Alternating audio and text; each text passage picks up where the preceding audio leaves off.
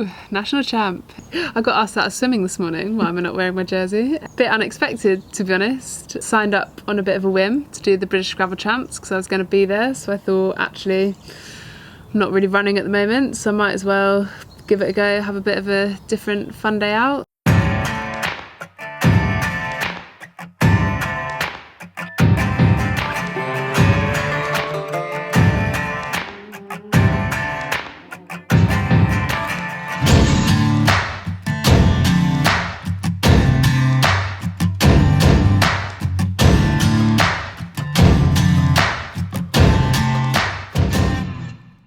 Yeah, I looked at the course. I made sure it wasn't too technical, so I knew that if the course was too technical, then I'd be in a bit of trouble.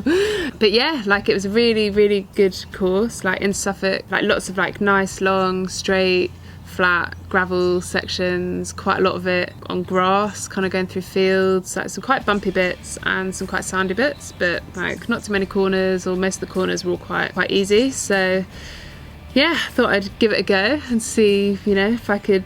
I thought, you know, I could probably hang on to the first pack as long as it wasn't too twisty, and then see what happened at the end. The male 19 to 34 went first, then we went, and then some of the male age groups were behind us. It's been about halfway through the first lap. Some of the male age groupers were kind of catching us, and there was a point where I think like one of them came through and it caused a little bit of a break in our front group of 7.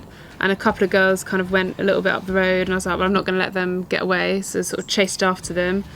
And as I got to them, I was like, oh, I'm actually going quite a lot faster than them here, because I'd obviously put an effort on to catch them up. And I was like, I'll just try and jump them and see what happens.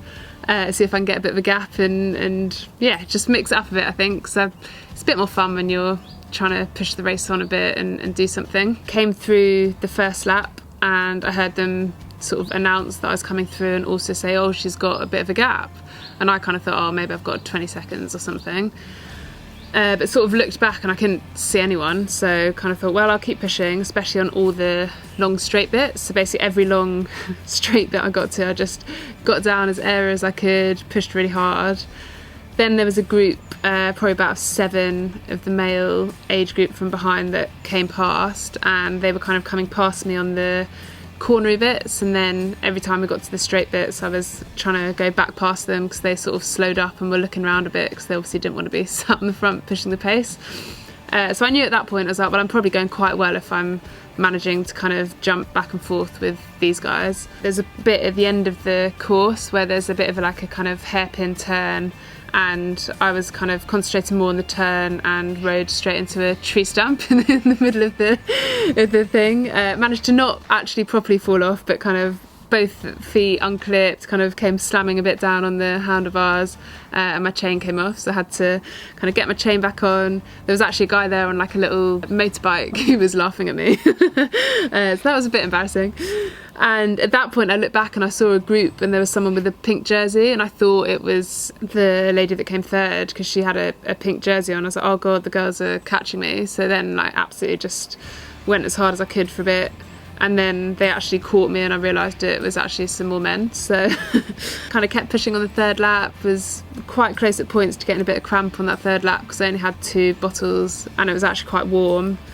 But yeah, just kind of kept pushing, and was kind of, by that point on that third lap I was like, oh, I think I could actually win this. Still felt a bit unexpected crossing the finish line to be like, oh, I've actually won it. You know, I think some of the women are actually like do cyclocross and things, so pretty happy with that, especially at a point when I'm, I guess, generally feeling a bit not the most confident in everything because I'm not running, which always makes it hard to kind of feel super fit. But yeah, nice to see that the bike fitness is kind of there, and yeah, now I can hopefully just kind of build back to getting the calf ready for Mallorca.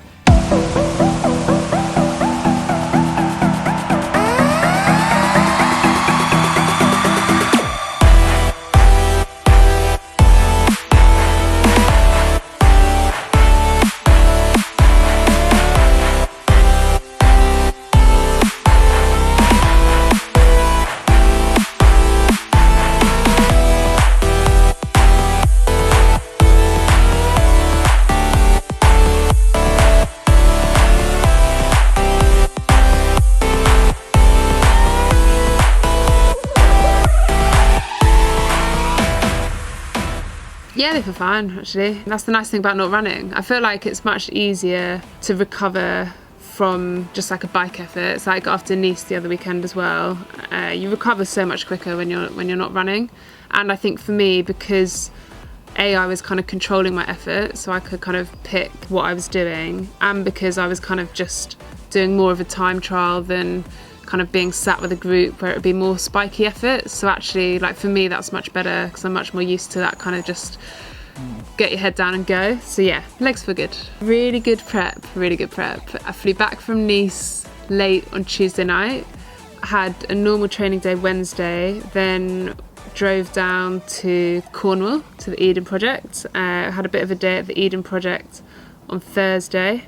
Drove up to the Cotswolds on Friday for a wedding. Really fun wedding.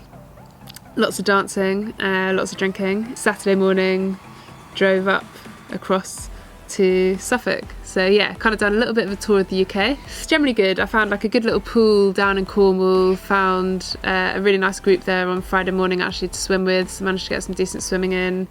Had some really nice riding around Cornwall. Obviously the wedding, just nice to see friends and relax a little bit. So I think it was good prep.